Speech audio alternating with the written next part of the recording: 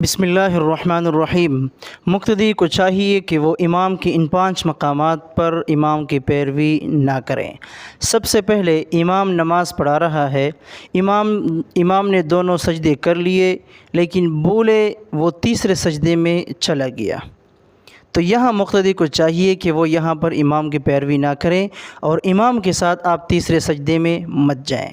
Number 2، امام عیدین کی جتنے تکبیرات ہیں تو تکبیرات سے بڑھ کر انہوں نے تکبیرات کیے، تو یہاں مقتدی کو چاہیے کہ یہاں پر آپ زیادہ تکبیریں مت کریں، امام کی یہاں پر پیروی نہ کریں۔ نمبر 3، امام نے جنازے میں یعنی کہ 4 تکبیروں سے زائد 5واں تکبیر کی ہے یا 6واں تکبیر کی ہے، تو یہاں مقتدی کو چاہیے کہ وہ امام کی پیروی نہ کریں، زائد تکبیری امام کے ساتھ نہ کریں۔ نمبر 4، امام فرض نماز پڑھا رہا ہے تو نماز کے آخری قعدہ پہ یعنی کہ آخری اتحیات پہ